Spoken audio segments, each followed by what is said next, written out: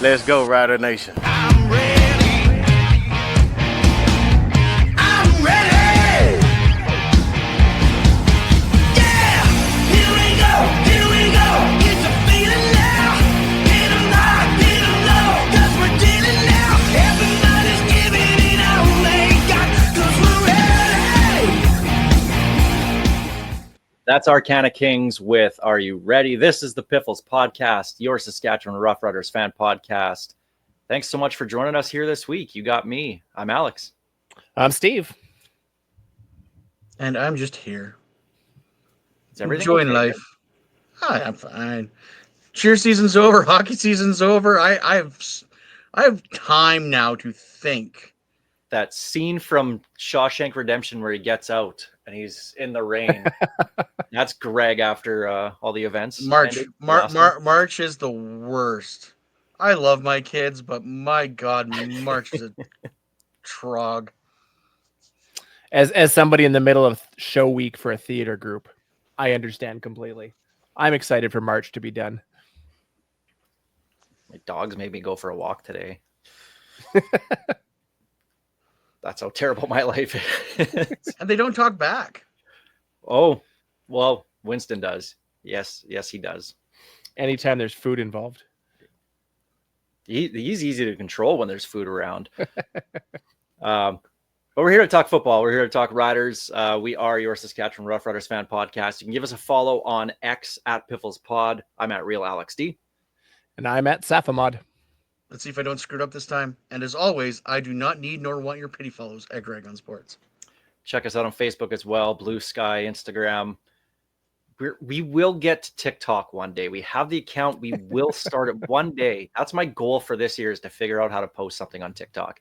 It won't Well, be I can good. teach you how to post. I just can't teach you to post anything good. Yeah, it won't be anything good, but we'll do something, hopefully by training camp. That's the goal. I'm being The realistic. world is waiting for Piffles TikTok dances. Yeah, we should do that. That'd be fun. We should not. I could do the Carlton dance. That's about all I can do. But thanks for listening wherever you get your podcast, watching on YouTube, watching on SaskTel Max TV on demand. Piffles podcast, of course, is brought to you by Dairy Queen on Elphinstone Street and Sask Drive in Regina. We're also proud to be sponsored by Kathy Feshton of Royal LePage Regina Realty, Churchill Brewing Company, District 306, Regina's Tactical Laser Tag Experience, and Bigfoot Vodka. Last week, we talked about Riders' offense for Canadians with the Combine coming up this weekend. This week, we're talking about the defense. So let's get it started up. This is the opening kickoff.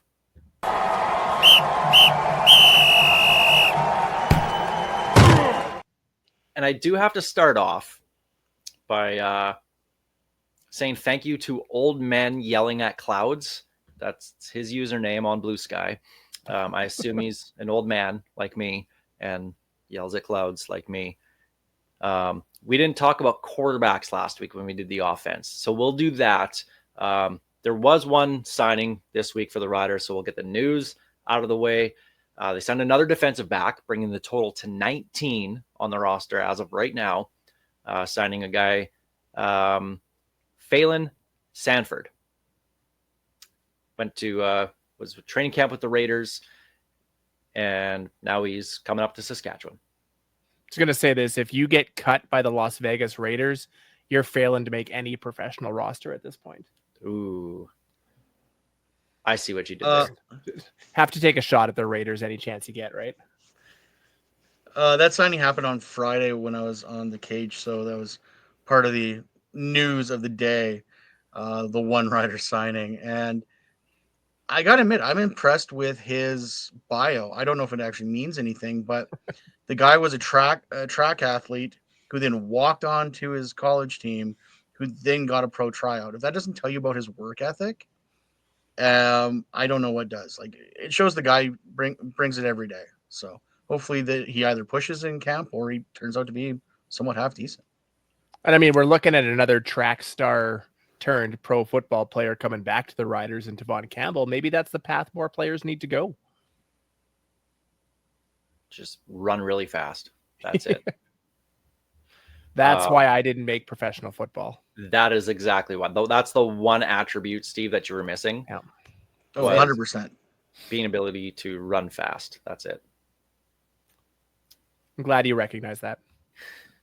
But that's it for rider news this week. Absolutely nothing else going on because everybody's getting ready for the Combine, which is this weekend in Regina, which is a closed event. So that's why nobody's heard anything about it. It's closed to the public. It's for GMs and coaches and scouts exclusively. We're going to talk about, you know what? We'll start there. We'll start with the Combine because we're going to be talking about the Riders' defensive needs for Canadians, and that's based off the Combine here with the draft. But advertising around the CFL Combine, the league isn't doing anything. They're doing a couple social media posts saying this guy or Tyrell Ford, you know, his draft stock rose, or Lake Corte Moore's draft stock rose because he was at the Combine. Okay. Is it a big swing and a miss by the league? And to a lesser extent, the Rough Riders for not really advertising this event at all? If you're not going to allow fans in, or if you're only allowing a certain number of fans in, it honestly makes no sense to put a bullhorn on it, because then all of a sudden people want to go and you're turning them away, which, yes, sometimes that helps with buzz, but at the same time, if you got a bunch of people complaining, well, why'd you advertise this if you won't let me in? And let's face it, the complainers are the loudest. It's not a good look. My only thing is, though, the Riders are advertising a Combine shirt. It's funny, it's cute, but what, like, I don't understand what's the point of buying a CFL Combine shirt with an actual Combine on it, other than it's a funny joke for locals, I guess. I just have to say, I remember when CFL week was here. What was that? I can't even remember what year that 2017? was. Yeah, it was 2018? pre-COVID. 2017. Yeah. 2017 here, 2018 Winnipeg, Ottawa got canceled because of the strike. Yep. And I remember having the ability to go to the Combine and watch it. And I remember paying attention for about 90 seconds before realizing how ridiculous it was. Outside of the one-on-ones, I don't need to sit there and watch somebody run fast or run the 3-cone drill or bench press. Bench press would be fun, at least, like maybe, but as a whole, I'd question a lot of people who want to go watch the Combine for fun. Joke's on you. I signed you up for media credentials to go to that. So you're stuck in, you're going. And as the boss here, question mark? CEO? Yeah, I forget what my made up title is. You have to go. So Will they have beer there? no. Might have to snuggle some in. We'll be fine. But I'm kind of torn on this because we talk a lot in the off season, especially about advertising the league and market the stars. Okay, well, these guys aren't stars yet. So it's one thing to want this event to be open to the public, and then you can have that discussion around marketing it. But since it's not open and it's generally speaking a closed event for everyone, why would they bother? It's testing. It's guys running. Like, I mean, as important as the 40-yard dash is, how often in pro football are you going 40 yards untouched? Very, like, to me, it's not a big thing. And I'm with you, Steve. It's kind of boring to watch. Like, I could throw on the NFL Combine and just have it on the background. I'm not going to sit there and actually watch it, though. So the one-on-ones, the sessions that they'll do on Saturday and Sunday, those will be the interesting ones. Because when we're going to talk about the defensive line, well, I kind of want to see who stands out on the D line going one-on-one with the O lineman, right? Or vice versa, the O lineman who stand out against the D lineman. But other than that, I just don't have any interest in it. And I feel like the real hardcore fans would be the handful of people that would go. But for the casuals, it doesn't mean anything.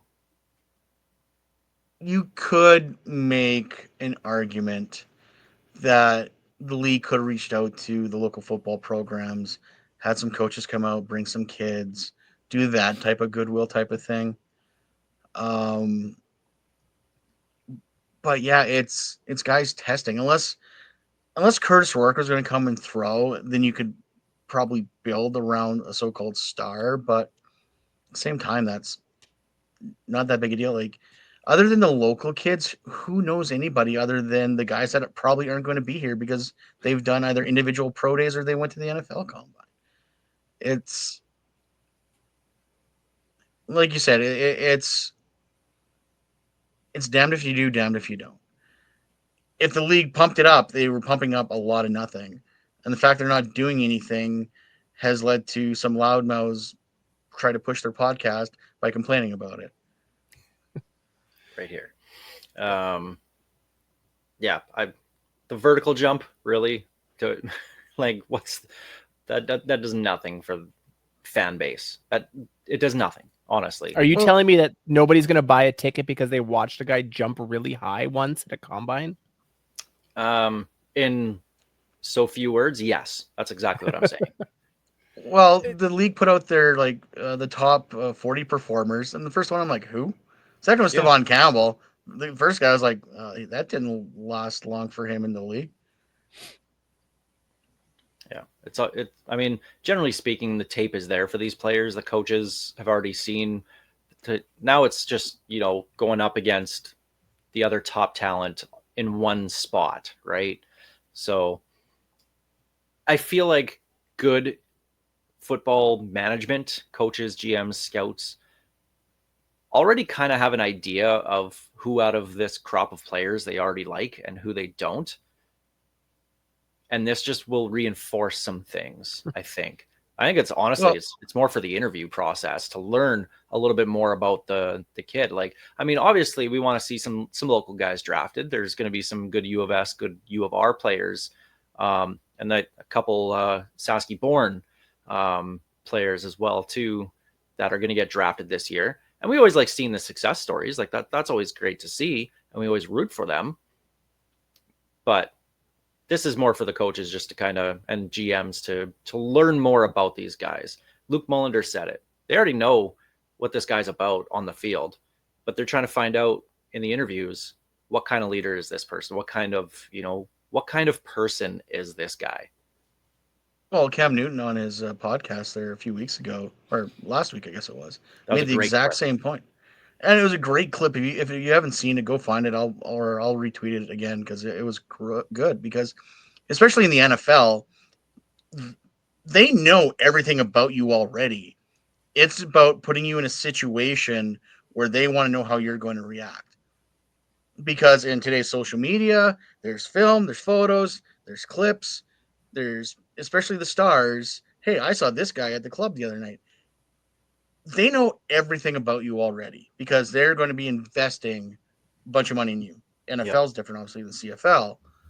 But you want to see how that player reacts to some of the questions you're going to put to them because that will tell you everything you need to know.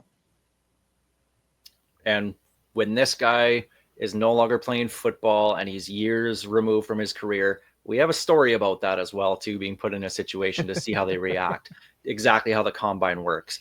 Not going to get into details now. I wish I could, but when that player is no longer playing professional football anywhere, we'll we got to share that story because it's an awesome one.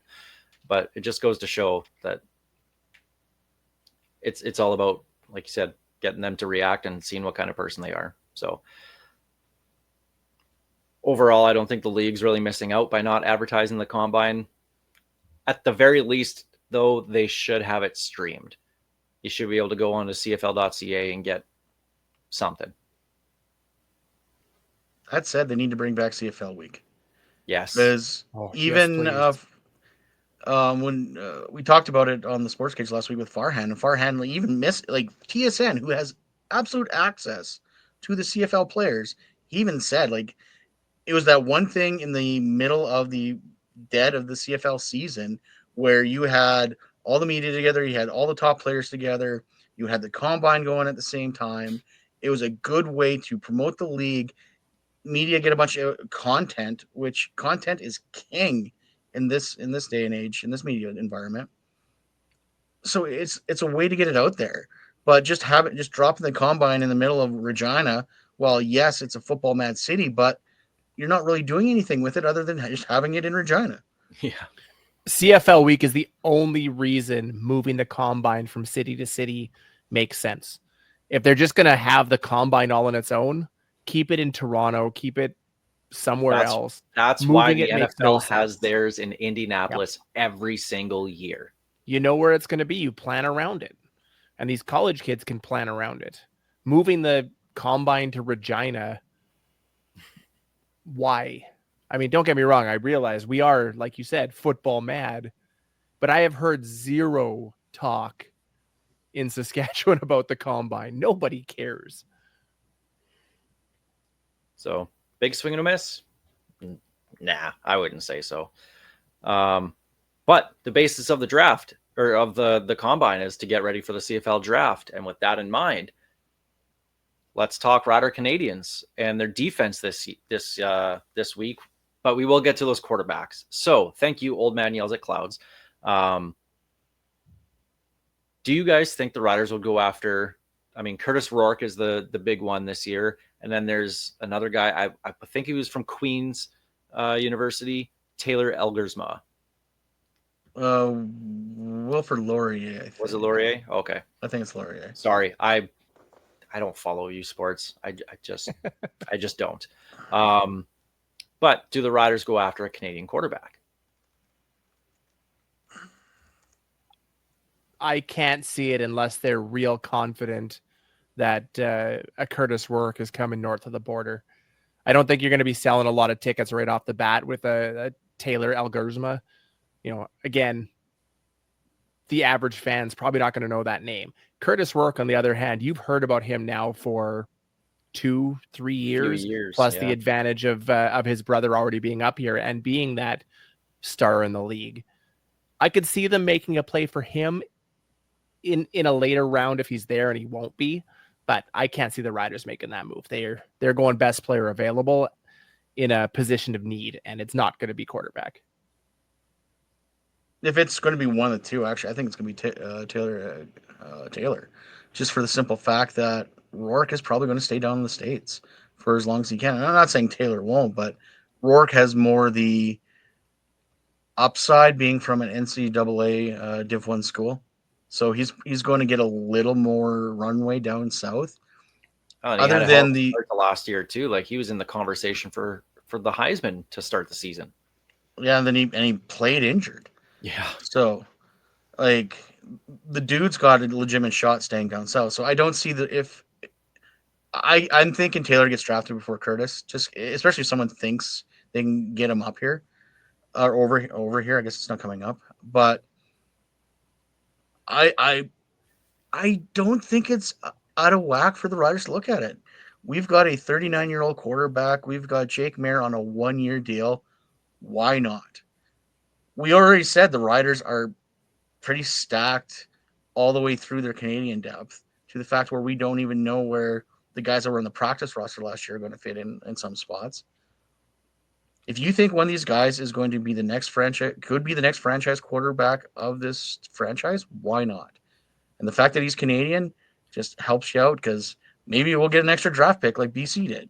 And there's where I'm going to jump in. This is why I think Winnipeg is going to take him in the second round, because they get that bonus draft pick anyway for starting so many Canadians, or for having Canadians play the most snaps. So they have an extra pick. Rourke is probably going to go he might even go in the first round. Who knows? CFL draft is just, it's off the wall. It's crazy. But if he's there in the second round when Winnipeg has their extra pick, I can absolutely see them do that, because he might go to the NFL. You have a couple of years to wait on him, but their quarterback's not going to be around in a couple of years. Zach Collaros only has how much time left himself playing football, right? So maybe, but I think he ends up in Winnipeg. I don't think the Riders go for either of them, to be honest. And I don't think it's for lack of interest. I think if they were confident that they could get him in and get him up here, they do it. but I don't think they take that shot when they're a team right now that's building for a championship. This is a team that's now being considered a contender. They need to work on the depth that they've got before they start bringing in those 2-3 year down the line pieces. I realize Luke Mullender disagrees with that wholeheartedly, but he's wrong. It's okay. What does he know about football? Same But- thing he knows about pineapple. Exactly. He's proven But he's wrong and has no taste. And this is why I think Taylor is the more appealing choice, because I could see him being I don't see him getting drafted. I could see him being maybe a undrafted free agent, go to a training camp, and he's probably going to be on your training camp roster next year. Okay, well, let's talk defense. So that was the plan this week. So let's start with the defensive line, and that's the one that a lot of people are talking about. Who do the Riders have right now? Charbel DeBeer at defensive tackle, Lake Corte Moore and Benoit Marion at D end. Though that's it. Only 3 D linemen on the roster right now for Canadians. So Riders have 7 picks. I think we're all on board thinking they're probably going to go after a D lineman at least fairly high in the first couple rounds of the draft.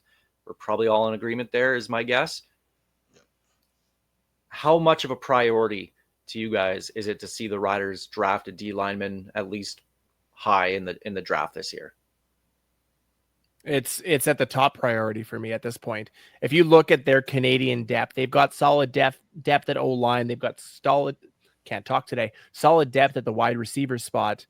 The one question mark where they do have a Canadian playing is defensive line. They have talent there, but we have 3 signed players, as you said. That's a huge risk if you're planning to go with that as a full-time Canadian spot. I think they make a move there, not just for this season, but that's a plan for the next few years down the road, because they need to make sure that depth stays in place. I think we see at least one in the top 2 rounds and probably multiple D linemen signed or drafted this year. And I believe Lake Corte Moore is on his last year of his rookie deal. Yep. Yeah. And he already did the old flirt with the WWE Performance Center. So who knows how much longer football's actually, how much he actually wants to keep on playing. And he's been hurt. He hasn't really played Yep. a lot. And for being a first round pick, hasn't really shown much, if we're being honest. So unless he has some sort of breakout 2025 season, you're probably looking to move on from him next year anyway. Yeah, he might be, unless, like you said, unless he turns it on this year. If he does come back, it's a depth piece, and that's it. Because he's been okay in the rotation, and yes, but he's been injured a lot. Hence the reason why we had to go out and get Marion, who And Marion came in awesome. And Marion, one of those depth pieces. I don't think he's going to be a starter by any means, but still need a guy like that around for depth. So I can see Marion sticking around for a few years as opposed to Corte Moore. So maybe you want to have another rush end just to kind of pair with him, just in case, stuff happens where you need to start a Canadian at defensive end for whatever reason. At least you have, that second guy that can back up, right? So our Canadian D line depth hasn't been good since the expansion draft. The fact that they let both Sholo and Evans walk still makes no sense to me. Yeah, that'll go down as one of the all-time blunders for this team. They righted one of the wrongs by bringing Zach Evans back, but man, they dropped the ball there. I will never forget that draft. I'm like, okay, so they're letting Sholo go. Okay, Zach Evans, good local boy. That's fine. And then was the next round Evans was gone? I'm like, what? Yeah, who Why? they protect over him? Yeah. And then Charbel DeBeer, of course, was hurt last year, torn ACL. Hopefully he's back to full health to start this season, because he was on a heater to start last year. He was 4 sacks in 4 games or whatever it was, 3 sacks in 4 games, whatever. But he was playing very, very well. And again, you have 2 defensive tackles who well, Mike Rose will still probably be playing for a few years, but Micah Johnson, every year we're questioning if this is it for him, right? Not because of talent, but just because of age. So probably Other want to time, have, don't lose. yeah, but you probably want to have some depth there with DeBeer, because if DeBeer takes that next step again this season, well, you need somebody to back him up, because you can start DeBeer confidently in 2026 if you want to. So yeah, it's not a matter of when they take, because I think they take the best possible D lineman they can at what, number 4 overall. Yep. They'll have the number 4 pick. You take one there. I can even see it being what Jo did with the receivers a few years ago when they took McInnes and Lenius in back-to-back rounds to start the draft. I can see them going with 2 D linemen to start the draft, and possibly 3 overall. Maybe you take one later in one of the last rounds, just a guy who still has a year of eligibility left. Hell, we took 3 receivers last year. Like, yeah, I wouldn't blame Jo for going back to back in the first couple rounds, or 1 and 3, depending on who's available in round 2. But yeah, get him high and get him in camp. And is it imperative to you guys? Let's say they do go with a D lineman. Maybe it honestly, it probably doesn't even matter with the first pick. Does that guy need to be in camp this year? Because Luke Mulliner talked me out of it. I was going into our conversation with Luke a couple of weeks ago saying that whoever they take in the first round has to be in camp this year. Has to, because Kyle Hergel, obviously not going to be here for a few years with his success down in the NFL. But he kind of talked me out of that, saying, well, Canadians usually use or need a couple years development anyway. So you're not drafting for this year. Like the NFL, your number 1 pick, you got to nail that, because that guy's going to start from day 1. That doesn't happen in the CFL very often, where the number 1 pick comes in and plays right away. They still need a year or 2. So he kind of talked me out of that. So I don't think the pick needs to be here. I'd prefer it, but I don't think he needs to be in camp. I don't think this year, especially with how close this team is. I don't see them starting a raw rookie anywhere unless they're an absolute animal and earns that spot. I think if anything, yeah, you draft a guy that probably does have a year, another year on them to go back to college, get a little more seasoning. But See, I'm the opposite. If you're going D line here, I think you're looking at a guy who you at least hope is here as a depth piece for season 1, because we are getting up there in age. You mentioned Micah Johnson, Mike Rose. There is an age issue going forwards, and you want to see a guy come up here and learn from a couple of vets like that while you have the opportunity. Is it a necessity? Do they have to be here? No. But I'm more of the, I expect them to go after a guy that will be here. Yeah, I think if it is a D lineman, then yeah, it should be a guy that's here. But otherwise, any other position, honestly, could probably wait. So, linebackers. Here's where the team has a lot of strength in terms of the depth with their Canadians. AJ Allen, who is a potential to start at will linebacker this year. Beast on special teams. Every time he gets on defense, he's making plays. Then you got the Herdman Reed brothers, great special teamers. Zach Fillion, who played in the rotation a little bit last year, but again, special teams. And then 2 still kind of relative unknowns with Malik Straker and Nick Weeb.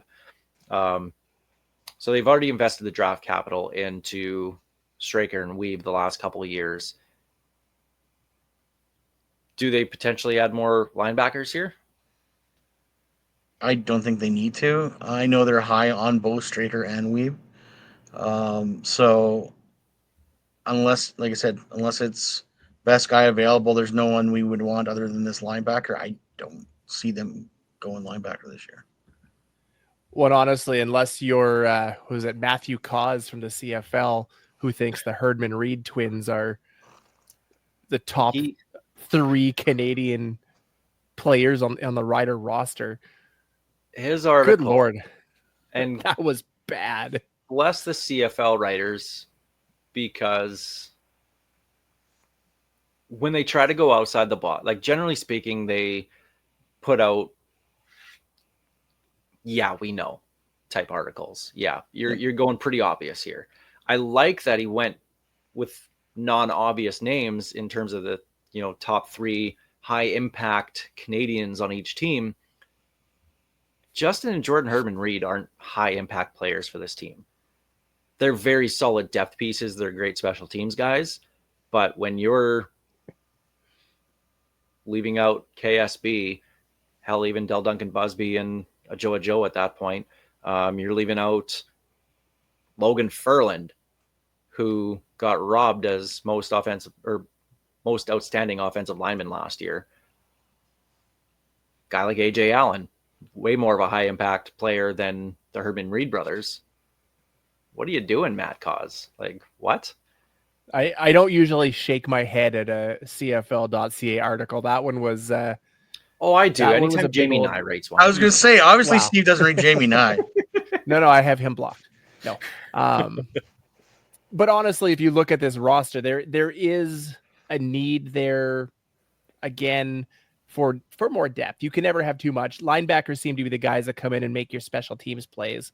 And we have that with AJ Allen, with Malik Straker, the Herdman-Reed brothers.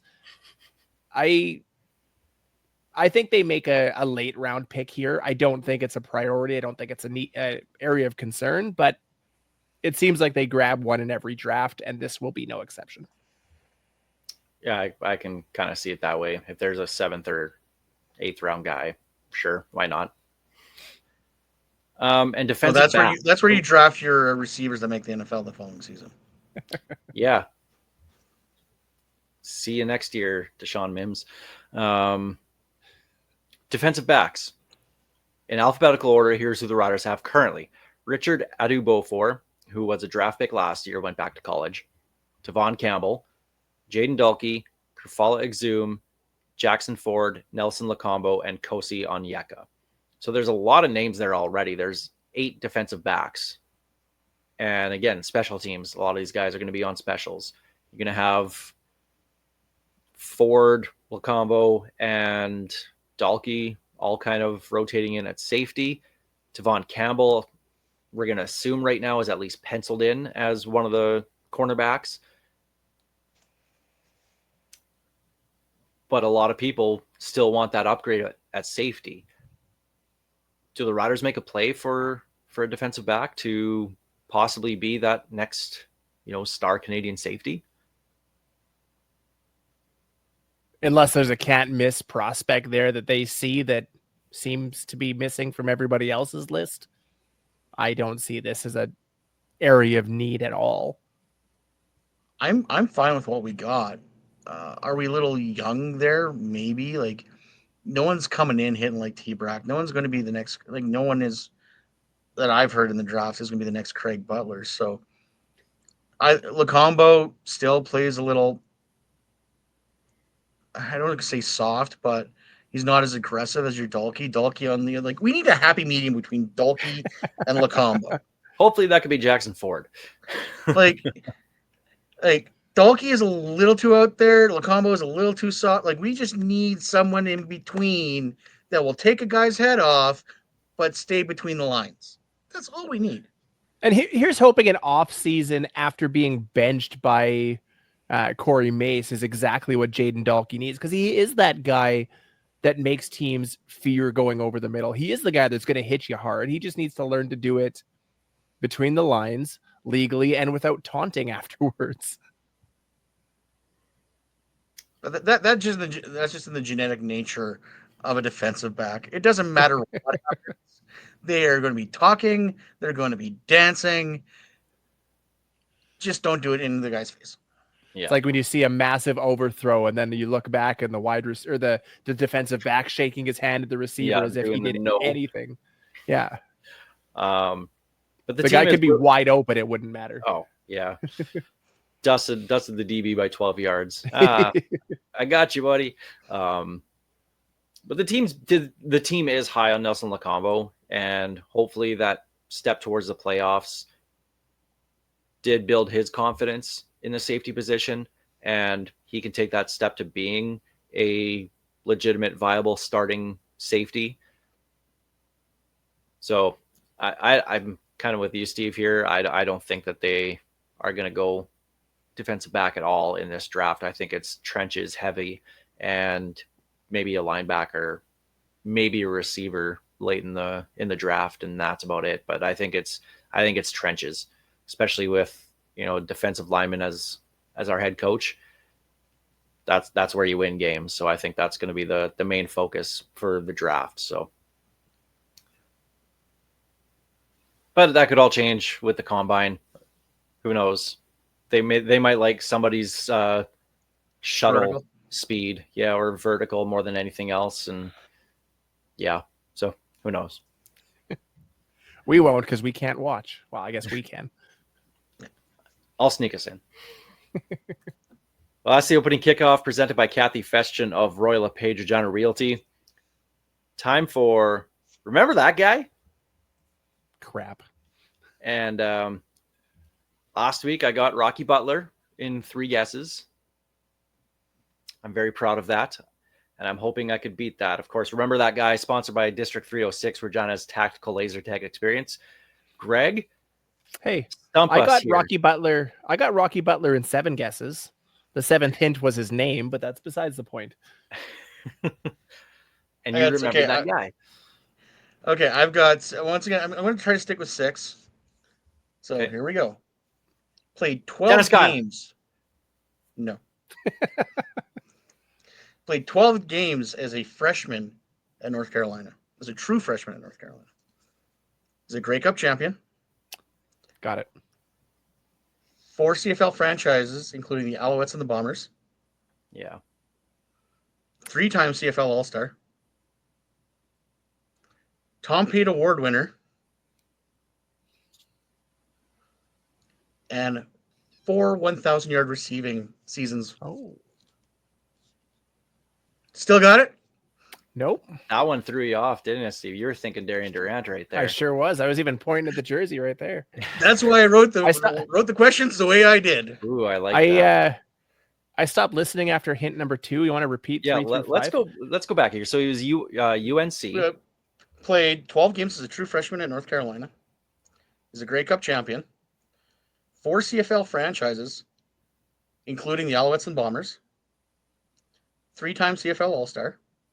Tom Pate Award winner. And 4 1,000 receiving yard seasons. Ooh.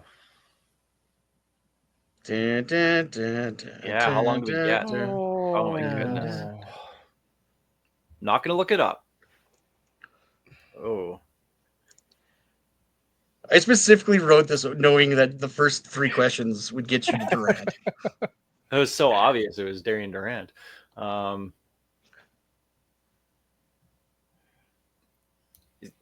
Can we get clarification on the Yeah, question? I cut my last question short. Let me finish the question. Last hint. 4 1,000-yard receiving seasons, all with Edmonton. Got it. Oh. Steve? Darius Bowman. Yes. Ah, yeah. He was a rider. He was, Same year. His rookie season was the same as Dressler's. yeah, And 2000. everyone thought he was going to be the guy. Yep. Well, they had him and Preche Rodriguez. Oh, I should add him to the list of guys that you might pick one time. I have a list. It was the with Edmonton. I'm like, yep. Oh, that's why I stopped short, because I realized if I said that, you guys would have got it, and I wanted both of you to fail. That's rude. Thought we looked out for each other on this show, but Yeah, you here's don't get Greg any hoping we're- bonuses for stumping us. Just But some yeah, no, clout. actually, the funny thing is, though, he started at North Carolina, and then he was a true freshman, started 12 games, and the second year he got benched, so then he went to Oklahoma. And then that's when he came to the Riders. He was actually a very highly ranked, supposedly draft pick until his final year of college, and then he just fell off the draft board. That's how he ended up in the CFL. Yeah, wasn't he supposed to be like a day 2 pick? So like a day Yep. or round 2 or round 3 NFL draft pick? Yes. And then that was going into his final college season, and then his season didn't go well. He fell completely off the board. Didn't even get an NFL look, really. Or not much of one. But Yeah, we were all enamored with Preche Rodriguez and his size instead of Adarius Bowman. And it was Bowman and Dressler that kind of stole the. I mean, that was the year of the broken leg, Yeah, 2008, when everybody was it 8 or 9 broken fibulas. Yeah. The same bone too. Like it was super Yeah, weird. it was all the legs. Like, but it was like we go through those in like phases. Remember the pre training camp workout Oh, session? all the torn Achilles or Achilles. Yeah. ACLs, whatever it was. Yeah. And after the first one, maybe slow down. After the second one, how about you stop? But yeah, no.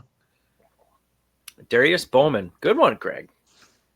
He had a hell of a CFL career. I know, You did. especially in Edmonton, they loved him in Edmonton. Ask our friends at the Turf District podcast about him. They will tell you Darius Bowman was one of the best guys that they had. I forgot he was a bomber, to be honest, and an Alouette. Yep. Like I just remember him as in Edmonton. I just remember it. I don't That's the only remember him in place he ever Montreal. was.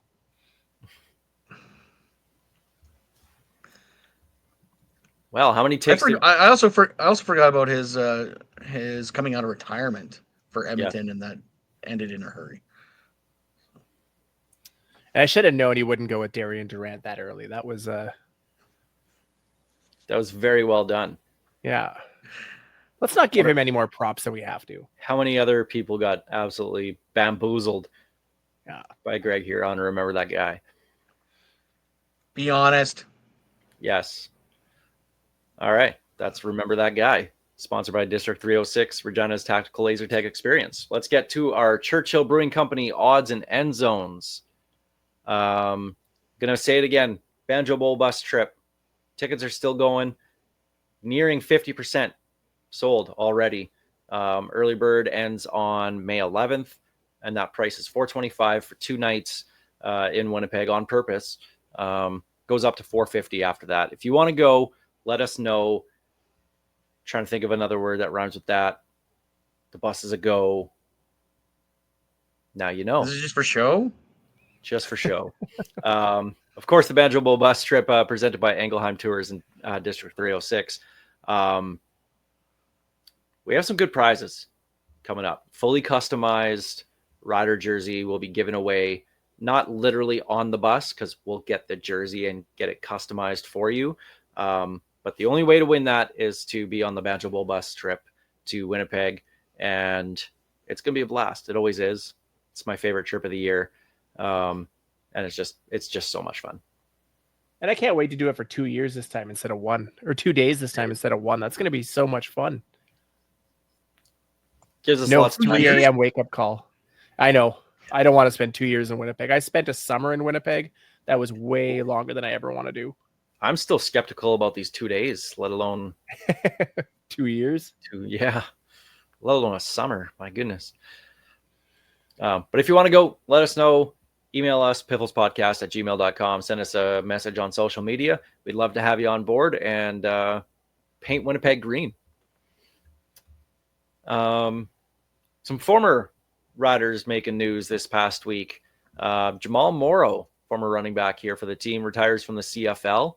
Going to be coaching in the States. He starts that this week. Hoping to get him on the show in the next couple weeks. He's just getting his schedule down there. So once he figures that out, he's going to send us a message, see what we can work out, try and get Jamal Morrow here on the Piffles podcast. And came up here I think he was here in 2019, but didn't play. 2021, 2022, 2023 were his seasons with the Riders. Obviously 22 and 23 were his starting seasons. And in his time here, he put up like 4,000 all-purpose yards when you include the punt and kick returns as well too. So the guy put up a lot of yards. Was one of the few at the end of 2022 and 2023 that seemed to give a damn. The George Reed game, I'll never forget that because he was the only one who gave a damn. Yeah. The teams checked out. Most of those guys checked out. The coaching staffs checked out, and he didn't. So stuff like that is what really endears Rider fans to you. Like, so many people I've seen comment about how great Jamal Mora was as a person, and he did a lot of stuff in the community here. So you're doing the stuff in the community and you're busting your ass every single game, even if the team's not doing so well. Right there, you're going to be a fan favorite. And I know a lot of people that were big time fans of Jamal Mora, and myself included. He was always nice to have around. He wasn't the big superstar, but he was just a solid player and great in the community, which just adds to how great he was. And like I said, everybody seems to say that he was a great person, which is the most important thing. So Jamal Morrow retiring and going to be coaching in the States. So best of luck to you, Jamal, in your post-football playing career. One other thing I want to get to, and Greg, you've been dropping this all show long. Oh, I was on the Sports Cage. I hosted the Sports Cage with Barney on Friday. Cage. Hey, guess what I did on Friday? Yeah, we know you hosted the Sports Cage. First of all, I need okay. You're about to go off, and the reason why you're about to go off is because Scott Schultz became unable to get on the show, so me and Barney needed a lot of filler. See, and you guys talked. We decided to apparently make Alex mad is what we decided to do. That's an understatement. Which doesn't take much very, very often these days. But you guys were talking about, I don't even know how it got started. I kind of tuned in halfway through. About musical acts, concerts that would sell out Mosaic Stadium. I don't remember how we got on it either, actually, to be honest. Now, just because you don't like an act doesn't mean it won't sell out, Greg. So the one that got me, and I know Steve has one here too. I'm not the only one that has beef with you here. For me, it was Billy Joel. The fact that you had even just a little bit of hesitation in saying he might sell it out. Of course he'd sell out Mosaic Stadium. Are you kidding me? He sells out I'd be there. 70,000 seats anywhere he goes. He does baseball stadiums all across the States. He doesn't even have to do tours because people travel to New York City specifically to go see him play at MSG. Billy Joel would sell it out in a heartbeat. And I would be there. That would be awesome. I'd be there too. I like Billy Joel. I could not believe that you just were like, he wouldn't sell. And I think your guys' like baseline was 30,000 tickets. So not even all the seats. And to me, it got worse from there. Billy Joel was fine. Billy Joel, you know what? I agree wholeheartedly. He sells out. But then he went, I don't know if it was you or Barney who said, first off, that Eminem wouldn't sell out. No, that was not Stadium. Me. That was definitely Barney. Because Barney also hated this year's Super Bowl show. Yeah. Because as somebody who has a teenage child who listens to Eminem, and I listen to Eminem, that entire 30-year span of, or 40-year span of people all listen to his music. We grew up with it. We've passed it on to our kids. They love it now. He sells out in a heartbeat. But to me, the absolute worst one was when Barney said that these Spice Girls not only wouldn't sell out Mosaic Stadium, he had the gall to say they would have trouble selling out the show lounge. Oh, Barney catching strays. The show... Tag they him. would sell out Mosaic Stadium faster than anybody on that list. And to say that they wouldn't sell out the show lounge. I believe I was on that side of that argument as well. I don't know why you're aiming that towards me. I'm just letting out the frustration I didn't have the chance to let on the air. Now that you're a co-host of the Sports Cage, you get all the hate mail now. You're responsible for this. What am I, Zinger? I guess so. I used to get all the hate mail as producer of the Green Zone, so for good reason. My show was good. But great. No, and don't get me wrong. Like I was the producer. But don't get me wrong. Like I said, we were filling time, and some of Barney's things he was talking about, I was like, "Come on, dude! Like they would sell out. Like He hates Oasis. He was like, Oasis wouldn't sell out a Oh, bar. I And I'm hate like, what? Oasis too, but they'd sell for sure. You know, How many shows in Toronto did they sell out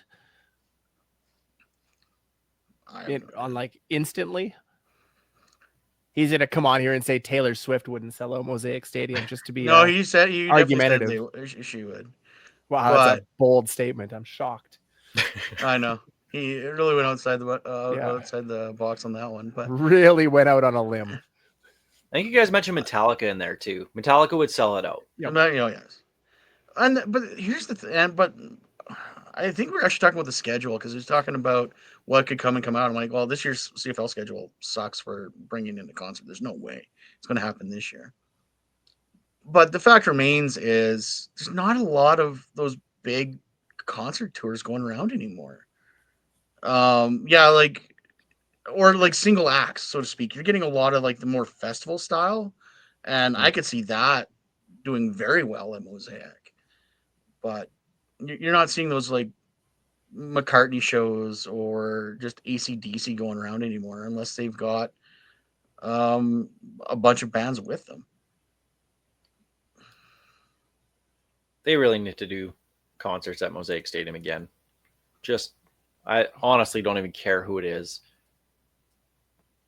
Just bring in a big act. Keith Urban, Kenny Chesney. Well, Whatever. I remember when we were told we were getting this stadium. That was one of the big selling points, was an annual concert. This was going to be a consistent thing. When was the last one? Was it Garth Brooks? Yep. Yep. Yeah, because it was Guns N' Roses before that. Mm-hmm. Yep. They had the Eagles. Yeah. But that was early. That was Well, early in half the of run. them. Well, and, with Vince Gill. But yeah, no, it's been a while. But like I said, like there's not a lot of those going around. All I Especially know in is Canada. that Our Lady Peace is going to open for the next concert that's here. I still have never It's seen mandatory. them live. That I have never seen them live. that blows my mind that you have never seen Our Lady Peace and you live Especially because How? in when Saskatchewan. yeah, especially considering I was like when they were touring, that was my university days, and I was going to like every concert that came through town. Every time OLP was in town, I was either out of town or had something else on. I've never seen them live. You should see them live. They put on a good show. I bet Highly they do. recommend. I've seen Gob, I've seen Trouble Charger, I've seen Econoline Crush, I've seen like you name it. Jealous you've seen Death Trouble Naked. Charger. Like you name it. I've seen like the '90s grunge Canadian rock bands. alternative Canadian. I've seen them all except for OLP. That's wild to me. Hell, I've seen Harlequin more than I've seen OLP live. Well, you've probably been to a couple cabarets in your life. I've been to several small town bars. I've seen April Wine 4 times in one summer just by accident, walking into small town bars. And I'm like, Trooper? hey, it's April Wine. I'm like, Is it a concert in Saskatchewan if April Wine or Trooper isn't there? ooh. That's a good question. Tell us in the comments. With Kim Mitchell opening up. He is a wild party. Oh. Yeah. God. Don't get me started on Kim Mitchell again. I'm not ready for that. Oh, that'll. You know what? Maybe we should talk about who should do the Rider halftime shows, concerts, Oh. who their big one's going to be this year. Since we're on the subject of Kim Mitchell, No, I'm not Josh ready. Ross. No. It'll be Josh No, Didn't he that's just too do big. That's too the- big. It's too big for them now. There's Yeah, Did he just actually, do he the might Jelly be. Roll show? I don't know if he did this one, but he's definitely been touring with Yes, Jelly Roll. yeah, he Did he did do- open for Jelly Roll, I think. Yeah, he did. Yeah. I The have surprising no, part there is I know who Jelly Roll is. Couldn't tell you a song of his, but I know who he is. I like his stuff, but there was no way I was paying $400 a ticket for it. Ooh. Yeah, not my style. Glad everybody had fun though. It seemed like everybody Absolutely. talked about how it was a great show, and ultimately that's all that matters. So, I think he might be close to that 30,000 to Mosaic Stadium. He would be close. I think if you had him with another solid artist. Here's Like a my country. problem with the country artists and having a concert come through in the summer. Country They're gonna Thunder's right there. Exactly. Yeah. So it's not going to happen in the summer for a country artist. It's going to have to be a rock or a pop thing. Heard Aqua's busy this summer. Damn.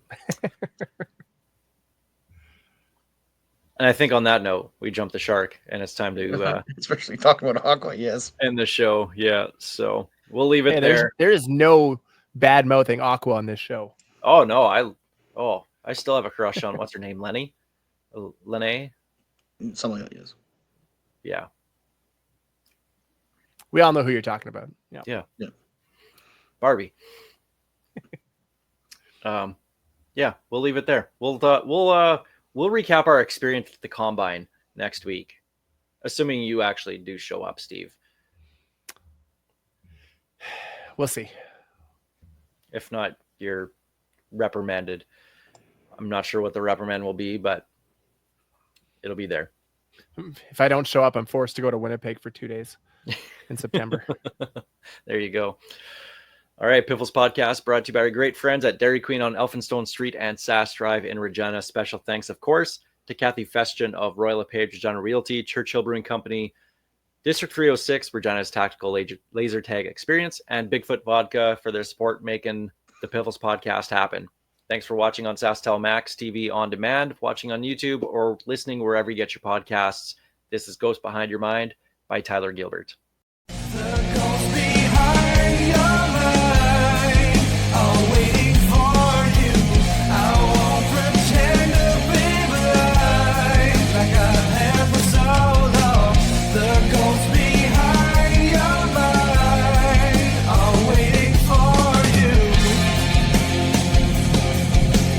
Thank you for being such a big supporter and fan of the CFL and myself personally.